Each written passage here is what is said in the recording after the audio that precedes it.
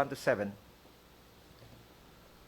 Verse 1, and to every person is to be subject to the governing authorities, for there is no authority except from God. And those which exist are established by God. Therefore, whoever resists authority has opposed the ordinance of God, and they who have opposed will receive condemnation upon themselves. Hadlo kayo, no? Katong magdumili sa pagtuman, sa panggamhanan, ilang ginasilutan ang ilang kaugalingon. Why? Because there's no government nga wala gi-establish sa Ginoo. Halaka, hala mo diha. No?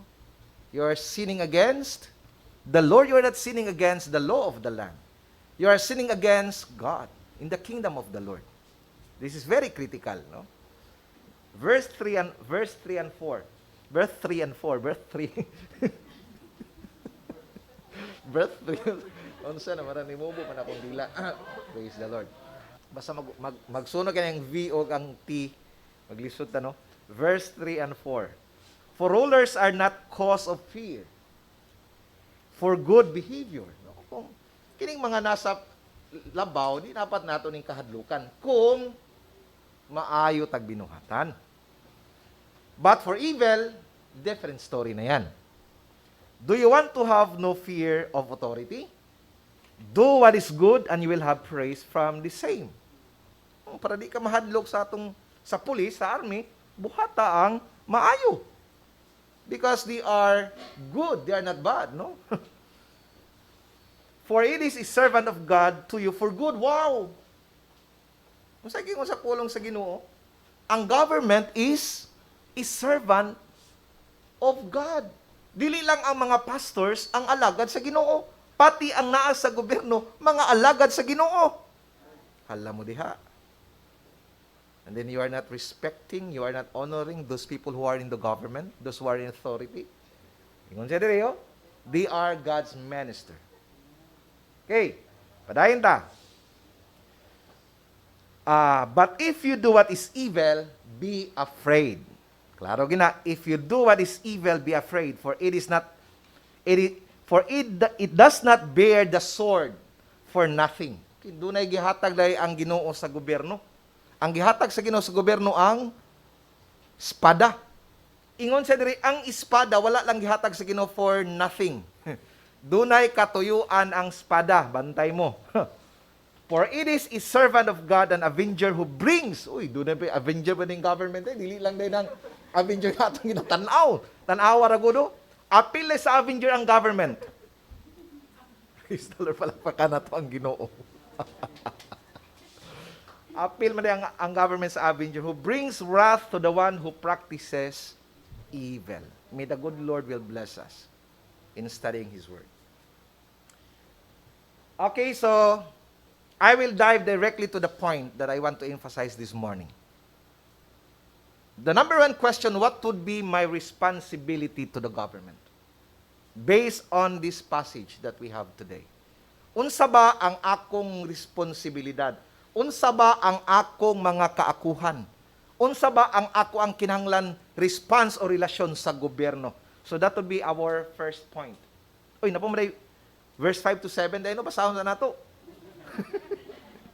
Therefore, it is necessary to be in subjection, not only because of wrath, but also for the sake of conscience. So, makonsensya ta. For because of this, you also pay taxes. Okay. Tingnan mong katapad, na ayaw kawata ang imong buwis. Mangita tag mga palusot, no?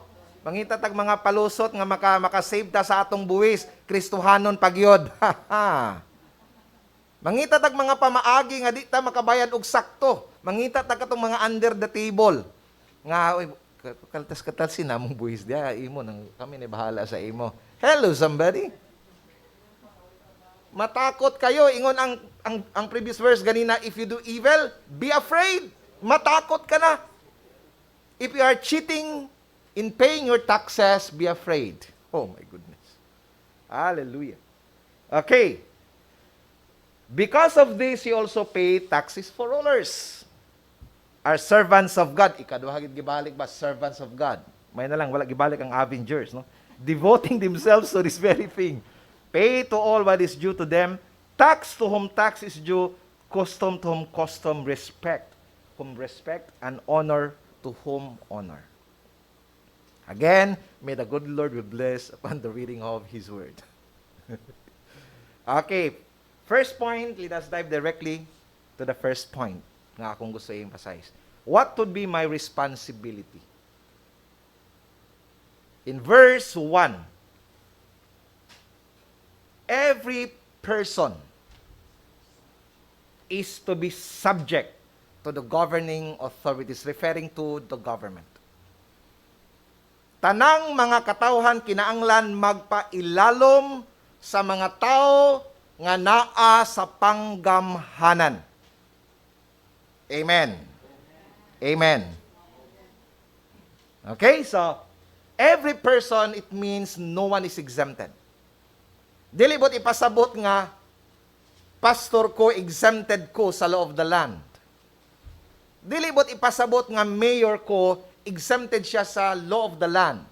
Dili bot ipasabot nga, law enforcers ko, exempted ko sa law of the land. I have to be subject to the governing authorities. So, dunay gitawag natog hierarchical of kanang power and authority. Ang mga senadors, they are kanang under sa president. Asa man under ang atong president? Ha? So of course, he will be accountable to the people of the Republic of the Philippines. Okay, so every person is to be subject. Labaw na kitang mga Kristohano are expected nga dili mutabok sa pedestrian, mutabok diha sa pedestrian lane. Hello, somebody. Pag maingon nga curfew alas city ang curfew. Mua. Tingnan, alas city ang curfew. Alas city ang curfew. Pag sinabing 25 lang, 25 lang. Pag sinabing official lahat.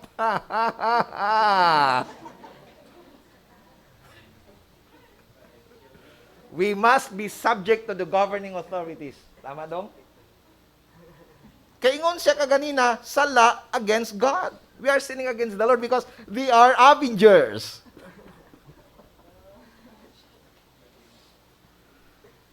Hadlok lang mo kang Batman o Batman ba? Avengers o si Batman? Comics o si Batman o? Justice League o. Okay, so the word subject, it is a military term. It means to rank under, to position yourself under them. Kanang imong ipailawom ang imong kaugalingon sa mga tao nga gibutang sa panggamhanan.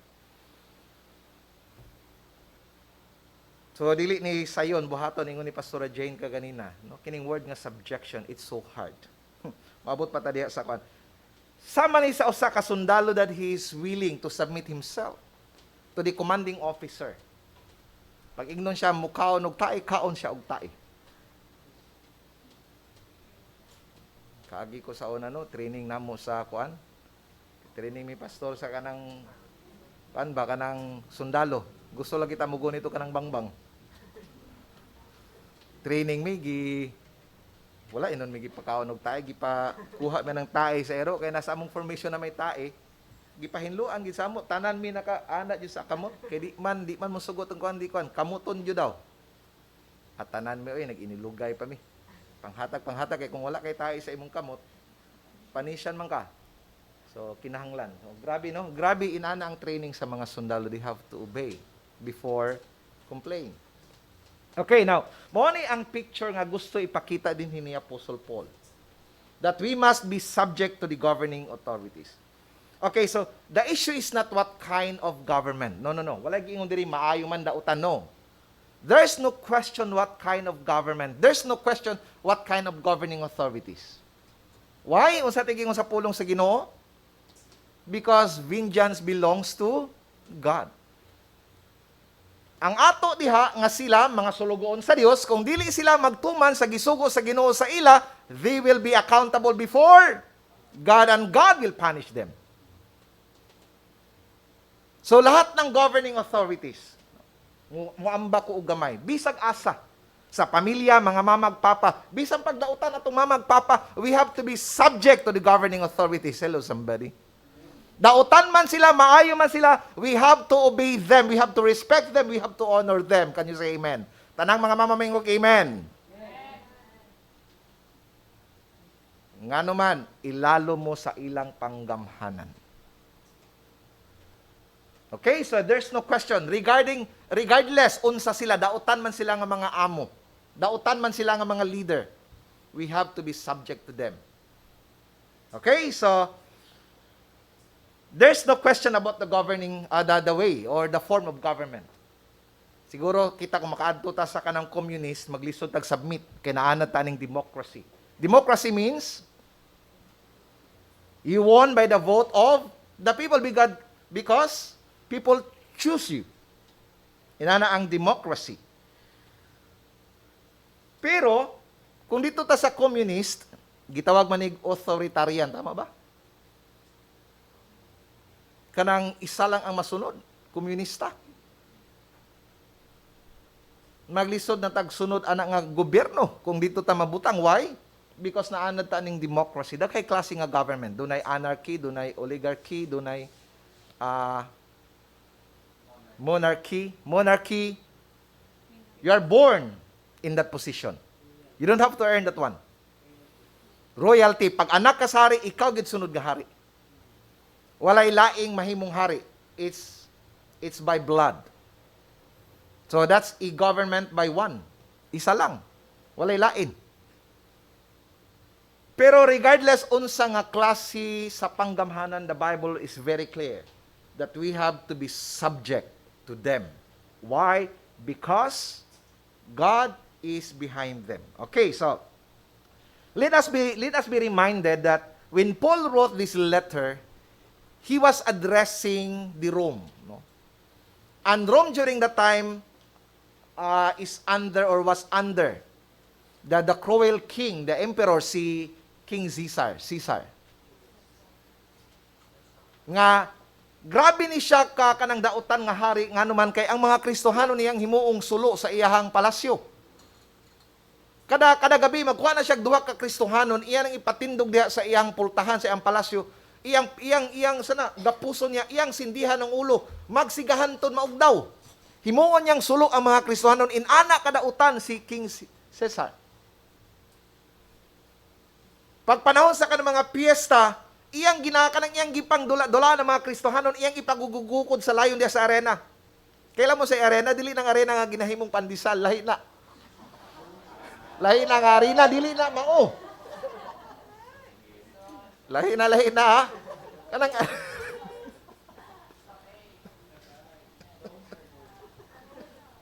ha? Dum daw. So diha ginagukod-gukod ang mga Kristohanon, ginahimong kanang dulaan, ginapadagandagan, mudaog ang dili masakpan sa layon, sa tigre. So can you imagine the cruelty of this man? And this government is the one who imprisoned Paul, who wrote this letter, and this government is the one who killed Paul, the one who wrote this letter. Wow! Everybody say, wow! Can you imagine? Human gipatay si Pablo, kaingon paghapon siya nga, be subject to this government. Wow! Grabe! Wala nagpakita si Pablo kanang gitawag nato pag-alsamasa? No. So kabalo na ta mga igsoon no sa atong stand when it comes to kanang sana mga rally-rally. Pwede ba mag-rally ang mga Kristohanon? No. Amen? Okay, so siguro makaingon ta nga, I don't get it. Paul, can you please enlighten me? Please help me to understand why. Why I have to be subjected to all the governing authorities, regardless unsang klase nga panggamhanan. Because I believe, no, sa ato siguro, personally, mga nga, mo submit ko kung tarong. Pero dili tarong, I don't have any business in subjecting to that government. Hello, somebody? So, inana siguro atong prinsipyo. Kung maayo siya nga leader, amo pa ilalom ko, pero dili, po ko magpailalo, makaana siguro ta Brad Jonathan, no? Pero ang gingon sa Bible kay subject man may gingon maayo magdautan. O may siya nga be subject to those governing authorities nga mga maayo, no? Walay giingon nga maayo dautan. Ang giingon general be subject to the governing authorities. Okay, the reason why we have to be subjected para ta makasabot. Regling nga imong katapan niya paabot lang ta, the reason na. Okay, the reason why. This is the reason. Verse 1 in phrase letter B. For there is no authority except from God, and those which exist are established by God. Okay, klaro kayo.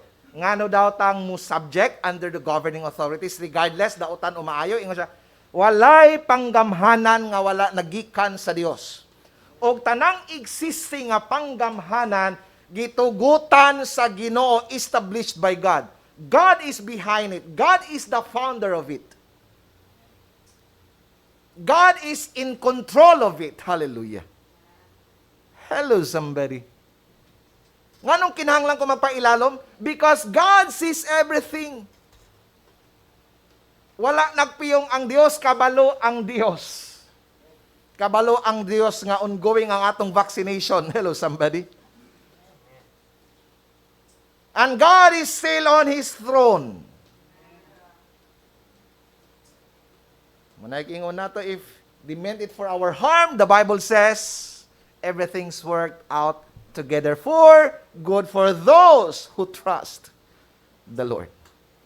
The Bible says, magapanlakaw kamo sa katubigan, dili kamo mga lumos. Magaagi kamo sa mga kalayo, di kamo mga paso. God will protect you. Napaganito ingon nga, magainom kamo og mga hilo, di kamo mga hilo. Nakabasa mo na sa Bible? What the world will meant, what the world, no? Ang ilang intention to harm us. Kung their intention is to harm us. But for those who trust the Lord, everything works out together for good. Palakpakan nato ang Dios. All you have to do is to trust the Lord. Kumanta ka balog, daotan bag maayo. Ang gingon sige no, be subject. Then we have to be subject.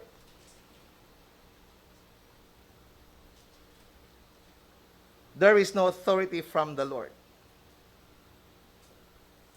Letter A, the reason why, because God is the author of human government. Walay panggamhanan din sa kalibutan nga wala gitugutan sa Dios, and we must. Everybody say, we must. I would like to emphasize the word must. We must be subject to those governing authorities. Kinahanglan. Kami pastors, be subject to our supervisor. Supervisor will be subject to the superintendent. The superintendent will be subject to the executive director. The executive director will be subject to the board. Kamu, the member will be subject to the pastor. Hello, somebody. Kita mong pastor, good morning, pastor. Grabe. Sugat mong Mayor Duterte. Layo pa kay si Mayor. Good morning, Mayor. Paano pag good morning, Mayor. Pastor Magi, wala lang. Hello, somebody. Be subject to those governing authorities. Amen? Regardless kung kinsa sila.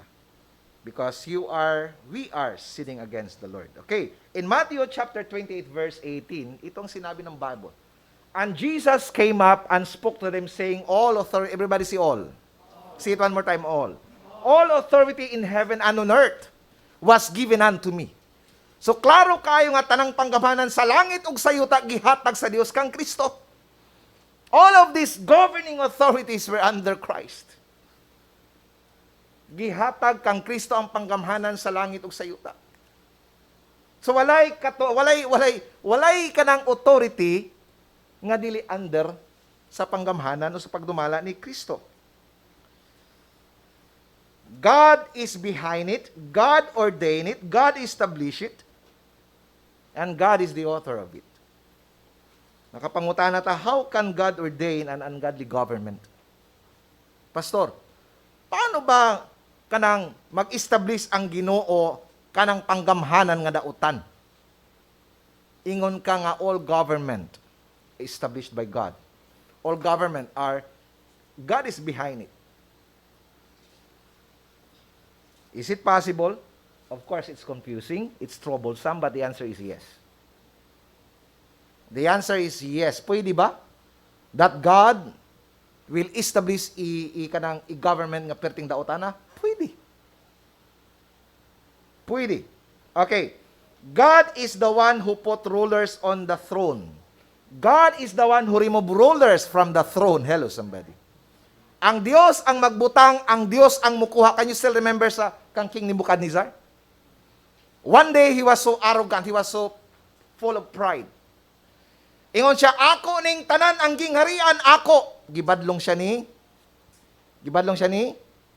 kisa to si Daniel. Ingon si Daniel, mahal nga hari. Ang Ginoo nag-ingon nga dili daw imo ang gingharian. Ang gingharian iya sa Ginoo. Siya, no, it's mine. O sa nahitabo kang King Nebuchadnezzar. Can you still remember? And God said, I will remove your sanity. And all the days of your life, mukaon ka og sagbot. Kasi gusto rin pakaon sa Ginoo sagbot. Because he was so full of pride. Abi niya, iya tanan. Abi niya, ang iyang kingdom mo ay mubuhi sa iya. God removed his sanity, and all the days of his life, he ate grass.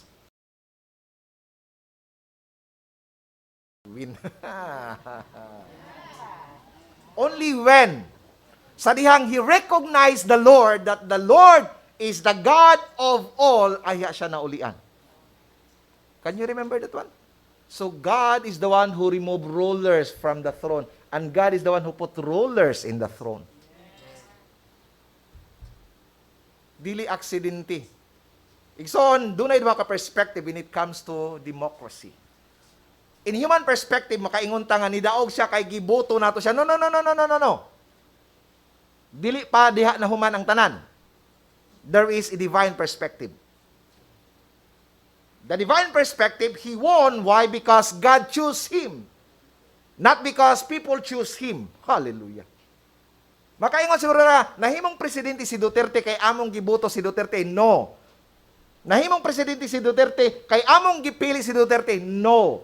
Nahimong presidente si Duterte kay gipili siya una sa tanan sa Ginoo, gigamit niya ang atong boto aron mulingkod si Duterte sa iyahang panggamhanan. Can you say amen? He won that election. Not by our votes, but by God's vote.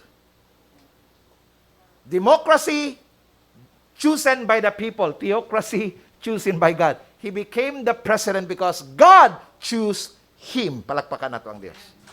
Not because we choose him, but because God chose him. We must understand that all governing authorities manubag sa Ginoo. Nga naman, ang Ginoo ang nag-establish sa tanan. Regardless on sa ilang pagpadagan, pasagda nato sila. Anyway, they will not be accountable to God. They will be accountable to the King of Kings and to the Lord of Lords. Palakpakan nato ang Diyos. This is the first reason. Why? Because God is behind all governing authorities. God established it.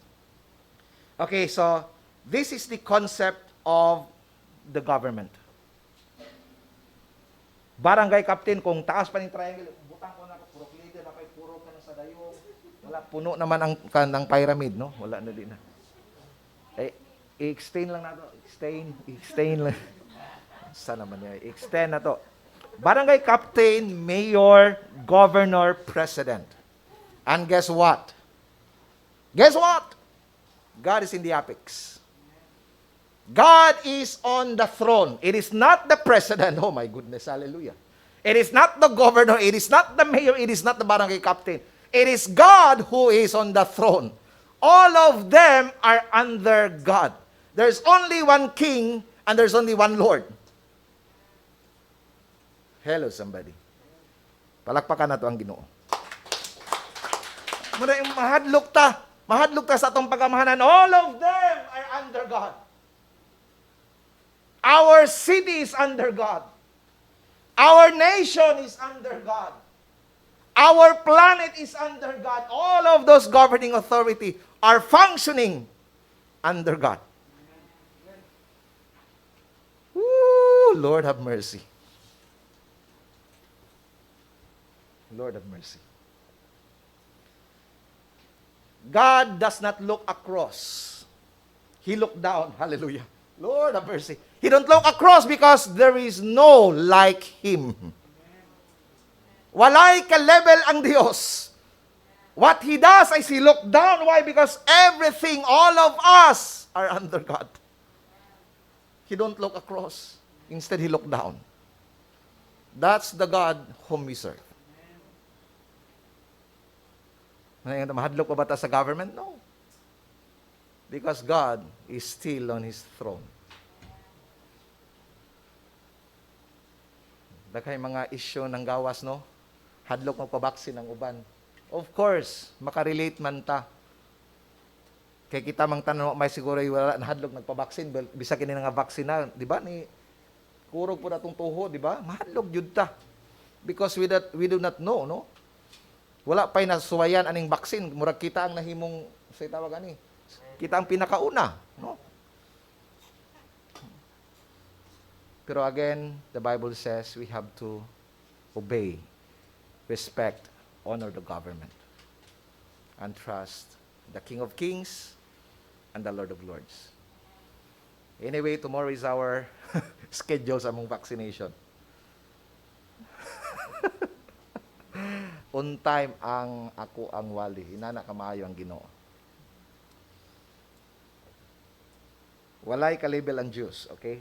Ang Diyos. Tama ba? Diyos. Tama? Diyos, Diyos. Diyos, okay. Second reason. Why? The first reason. Why? Because God is the author of human government. Number 2 reason. For the government was established by God for protection and for punishment. Again, for protection and punishment. So, anong naipanggamhanan? Tungod kay gusto ang Dios nga proteksyonan ang mga weak and innocent o ipunish ang mga evildoers. So, nganong dunay panggamhanan tungod aron silutan ang mga dautan? Biblical ang disiplina. Biblical ang sword. Munang lisod kung walay disiplina. Simbahan, kinahanglan doon ay disiplina. Why? Mo ni ang pattern sa Bible. Music team, kinahanglan doon ay disiplina, Mark. As the leader, sometimes it will hurt you. Tama, no? Sakitan ka nga mo disiplina sa imong mga kaubanan. But sometimes you have to do it. Why? Because it is the principle of the Bible. Because if there is no punishment, we will become chaotic. Magkagubo ta kung walay disiplina. Kung dunay kinahanglan disiplinahon, disiplinahon. Because makawala sa panaghiusa ang walay disiplina. Pag dunay isa ka tawo nga angayang disiplina nga wala gidisiplina, makawala og trust. And then trust is the foundation of relationship. Kung wala nang pagsalig, lisod nagbuild og trust. And that is why discipline is very important. Punishment is very important. We are not punishing them because we want to punish them. We punish them because that is the pattern of the Bible. To punish the evildoers and to preserve the innocent and weak. That's the purpose why there is human government. Okay. Mangutaan ako sa inyo ha, kanus ang nagsugod ang government sa Bible?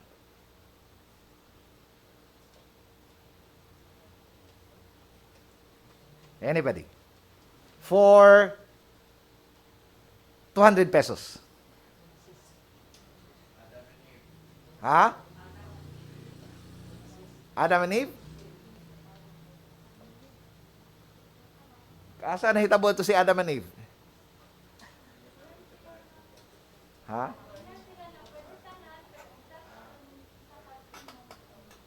Oh. Tower of Babel. Isa pa.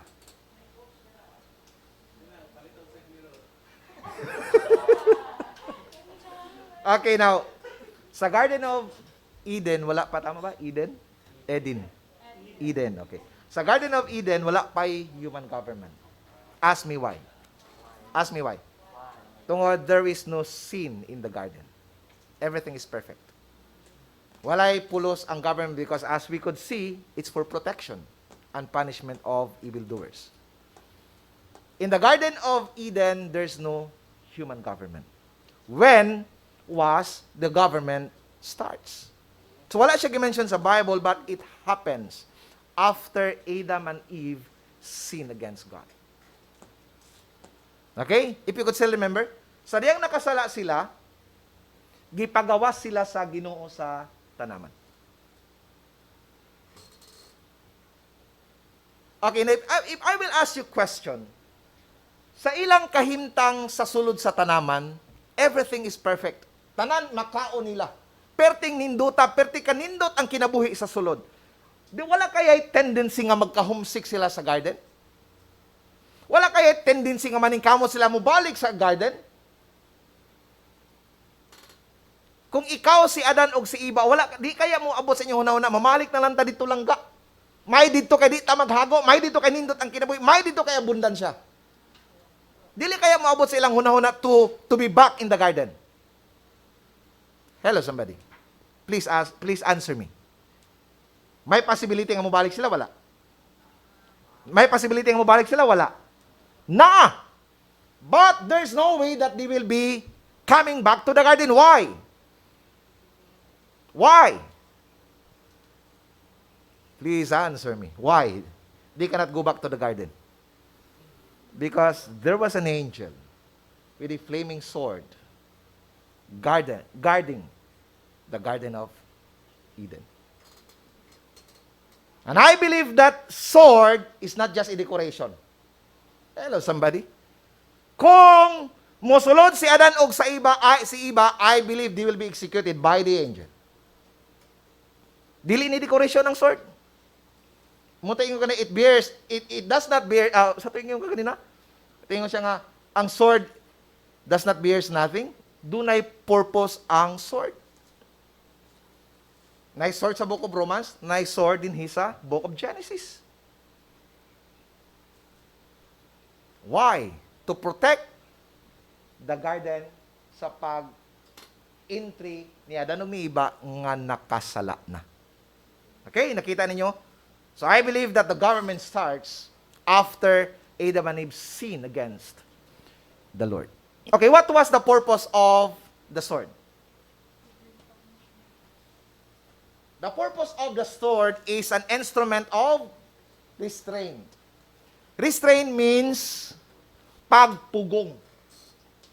Aron pugngan ang mga dautan. Hallelujah.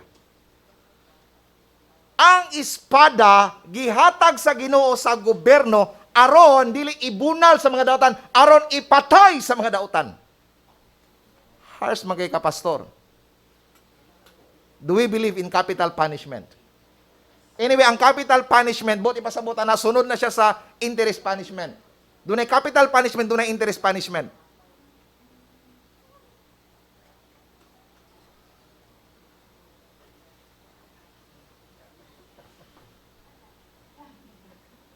Are you still following me? Doon ay capital punishment. What is the capital punishment? Kanang death penalty. Sunod na siya sa interest punishment. Hello, somebody. Doon ay pangutana, no? Maingon sila nga, Pastor, dili man sulbad ang pagpatay sa taong dautan aron mo mawala ang krimen. Tama ba? Dili sulbad ang pagpatay sa taong dautan aron mawala ang krimen. Tama? Mali. Sa akong tanaw, sulbad oy. Masa pa may pagbuhat niya krimen kung patay na siya? Hello, somebody? Ha? Sulbad yun. Kung kawatan siya, gipatay siya, diwan, mga awat.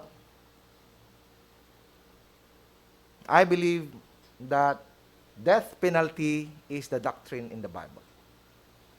Sumala sa gingon ni Paul, ang sword wala gihatag for no reason. Gihatag ang sword. Sa inyong tanaw, sa yung purpose sa sword? Panghadlok? Panggitik? Pambunal sa lubot? Hoy, nakasala ka. Hello, somebody. O sa yung purpose sa sword? Of course, to execute. To kill someone who disobey the law. Alam, magbunalang ka sa sword, dapat katong, kuha ng gihatag sa Ginoo, katong stick. And hello, somebody, I would like to remind everyone that the sword was not given to the church, it was given to the government. I will repeat that very important phrase. The sword was not given to the church, it was given to the government. Nguna, kung kita ang maghimo na nakasala si Kwan, ibitay nato ni, dili pwede. Let the government do the punishment. It is not the job of the church. Hello, somebody. Our job is to point somebody to Christ. Can you say amen? Hallelujah. So, the sword is an instrument of restraint. Aron pugngan ang mga dautan. Aron dili na sila maghimo o mga dautan. So, unsa day ang, if I will ask you, what is the, can you give me, Pastor John's definition sa government? Sa Constitution, according to the Constitution, government is of the people, for the people, and to the people. The government is for the people, Of the people, and to the people. Wow. Let me give you the very short definition of government. Government is force. Again, government is force. According to Pastor R.C. Sproul, tama ba? Human government is force. Kusog, gahom. Walay pulos ang gobyerno kung walay gahom. And that is why there is law and there is law enforcement in the government. Dunay balaod ug dunay tig patuman sa balaod. Munang dunay police, they are the law enforcement. Dunay army, they are dunay navy, dunay air force, dunay ranger. Because they are the law enforcement. Kay walay pulos ang balaod kung dili butangan og ngipon ang balaod. Hello, somebody. Magbuhat-buhat ang balaod din walay ngipon. Walay pulos.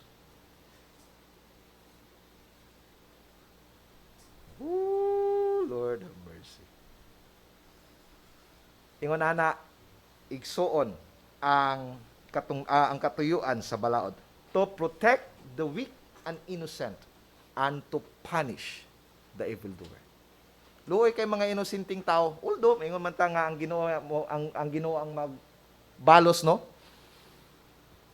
Pero according sa Bible, they should be punished. Kinahanglan silang silutan. Dili kita magsilot ang gobyerno. Let the government do their task. Okay, so kung imong tanawon diri, government is for protection of humanity. Government exists for the survival of the human race. So gibugna sa Ginoo ang gobyerno aron proteksyonan ang mga tao. That's the reason why we have the government. Established by God, ordained by God from the beginning of time. And we are waiting for the final ruling of Christ in the millennial kingdom when He will become the King of Kings and the Lord of Lords. We are excited about that one. So, ingon siya sa Romans chapter 13, verse 3 to 4. For rulers are not a cause of fear for good. Dili nato sila ngayang kahadlukan. For good behavior, but for evil. So, katong mga dautan, mahadlok sila. Do you want to have no fear of authority? Do what is good, and you will have praise from the same. So, diretso ko. For it does not bear. Tama ba? For it does not bear the sword for nothing. Klaro gi kay na diha. Wala lang na gibutang sa Ginoo ang sword sa gobyerno aron i-decorate, aron ipanghadlok. It is to execute them. I can still remember when Jesus was arrested in the Garden of Gethsemane. Peter said, "You cannot arrest my master. You cannot arrest our great teacher." Ibot na siyang espada, iyang anang dalawa. Psh! Nalipay ba si Kristo? No. Because the sword was not given to us. The sword was given to the government. Let the government do the punishment. Vengeance does not belong to us. Pero ang pagsilot, katungdanan sa panggamhanan. Okay, so what Paul is saying is, dunay katuyuan ang paghatag sa Ginoo sa sword. Okay, so, pastor, nganong baliktad man ang gakahitabo karon? The purpose of human government is to protect the innocent and to punish the evildoer or evildoers. Why is it, what is happening now, the government is protecting the evildoers and harassing the innocent and weak. Posible dili? Posible dili? Posible.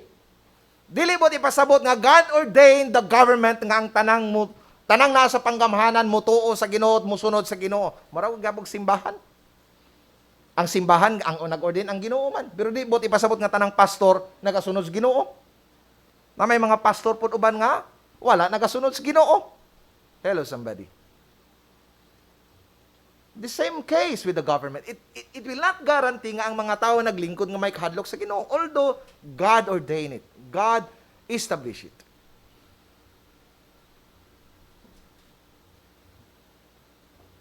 So dunay dakong possibility nga ang panggobyerno iyan hinuong iharash ang mga inosente o mga weak o proteksyonan ang mga dautan. Now, this kind of government should and must. Okay? This kind of government, kanang inyong giingon nga, baliktad man pastor, kana dapat nga panggobyerno, dapat maminaw sa tingog sa Ginoo. The voice of the Lord. Dapat maminaw sila sa mga tao sa Ginoo. Sa mga messenger sa Ginoo. They should listen to the messenger of God. Kanang inana nga panggamhanan. They need someone who will speak to them the truth.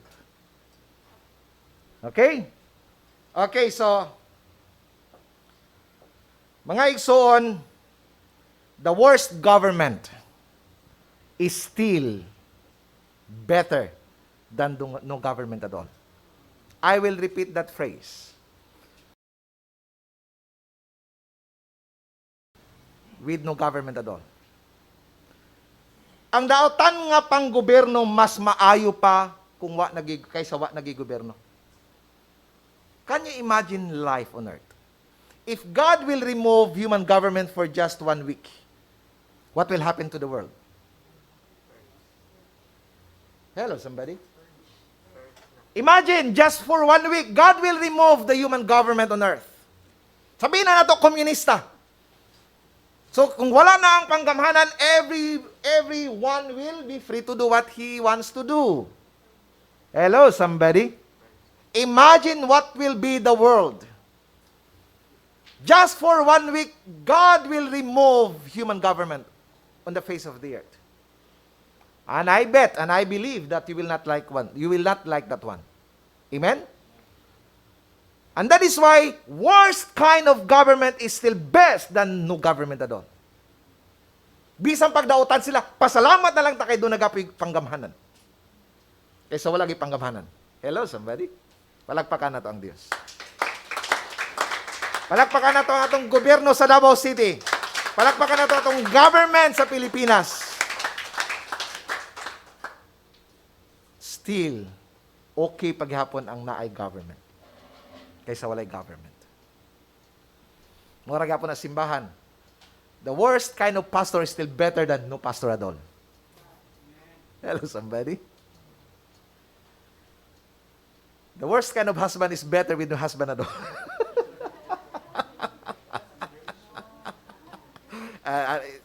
Okay, sa panimalay. Dili sa asawa. Sa panimalay dapat naging leader, dapat naging ano.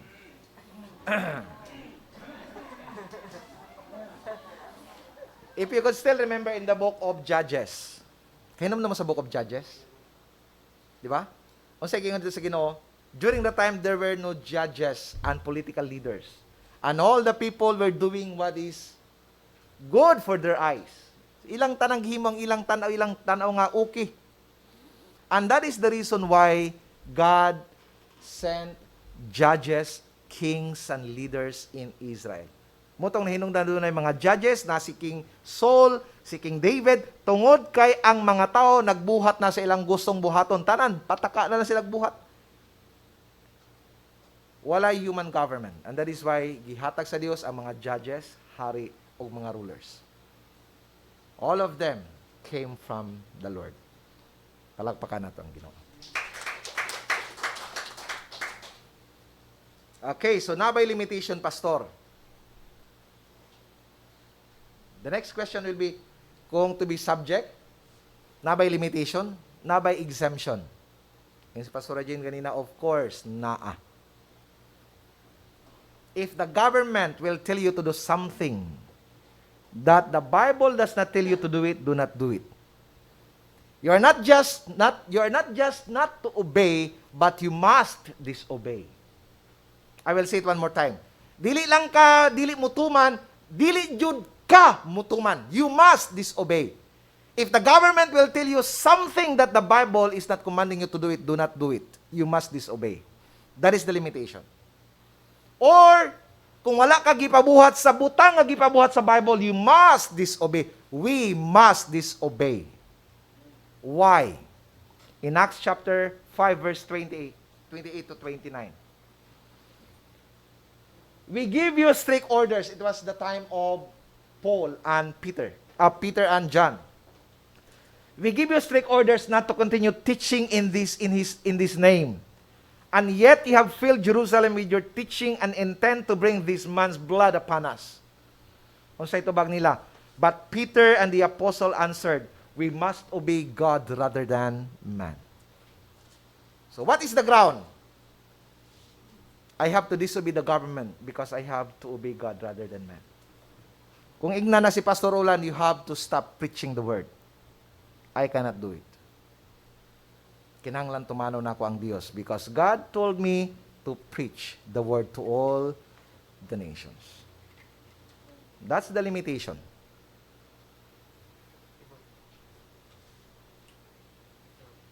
Kumaingon na ang government nga pwede na kaslon ang kanang katong sa tawagan na same-sex.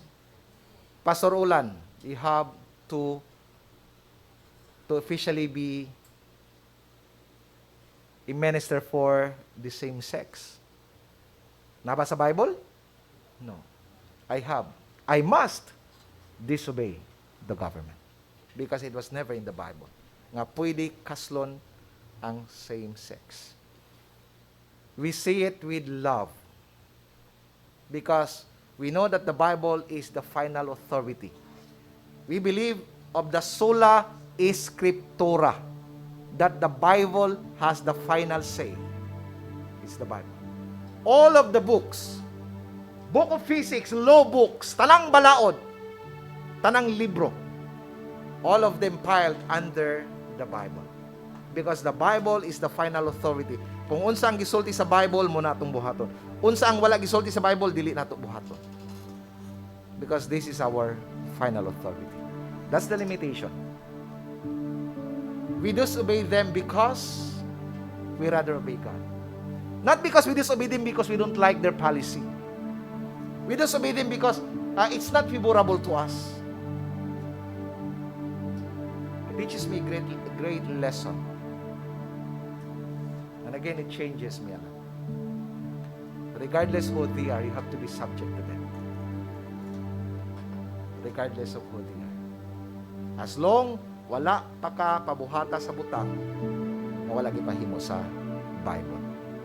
But if they tell you something to do, things not in the Bible, you must disobey. Igno na ganita nga, di na kita pasimbahon bisan sa atong live stream, we have to disobey. We must disobey.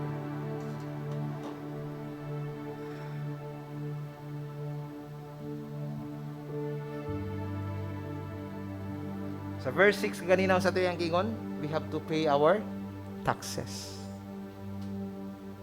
So mga Kristohanon, ang lukat na tagsidula. Kasi walay lukat sidula dire. Pag hinulsol na mo. Every year you have to pay your community tax. Tama ba na sidula? That is community tax. So magbag-o na ta. So every year we have to pay our community tax. Ha? So, dili pa walay ang tanan. Paano naman, Pastor Roy? July naman, o August naman, okay ra. Because that's our obligation to the government. We have to pay our taxes. Well, tama nga kuan. So, kasi pa wala na vaccine din he. Kasi pa wala. Isa, duha, tulo, upat. Okay, so if something is troubling you, siguro kabala ka kahadlok. Entrust God everything. Entrust God everything.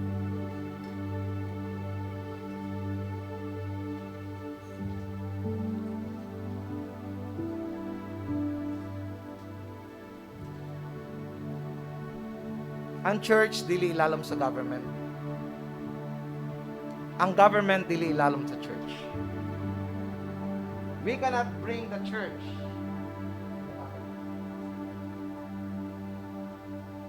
We cannot bring the government in the church. But let me tell you something. Yes, I cannot bring the church to the government. But I can bring believers and disciples inside the government. That's two different things.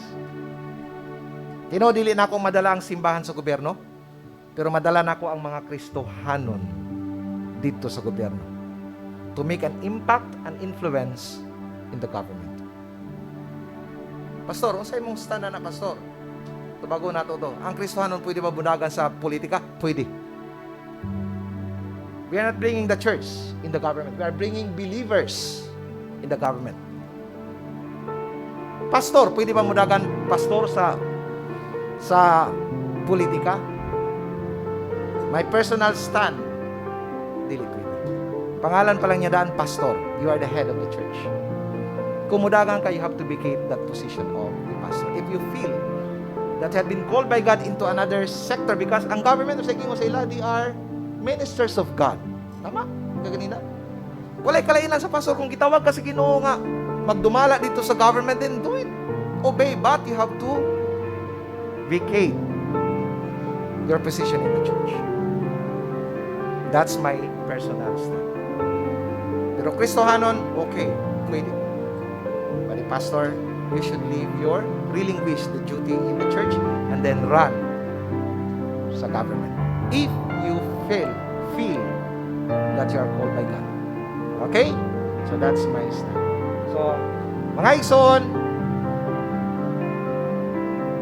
there are only 3 basic institutions sa Bible. In family, the first institution, nagitugon ni Cristo sa Garden of Eden. The second is the government. The third is the church. And there is no overlapping of responsibilities sa dulo. So as you could see, the church is not under the government. The government is not under the church. But all of them are under God. Now, kung ang church nagahimo sa gipahimo sa Ginoo, ang government naghimo sa gipahimo sa Ginoo sa iyaha. Unsay buhaton ni me? Unsay buhaton sa mga Kristohanon? Me is under the church. Me is under the government. Who is under God? Therefore, it means nga doon ako'y responsibilidad sa simbahan. Doon na po ko'y responsibilidad sa panggamhanan, and I have to respect and honor them. The question ka ganina, me and the government, I have to respect the government. Me and the church, I have to respect those people in the church. You can say amen? Can we say amen? Palagpakan nato.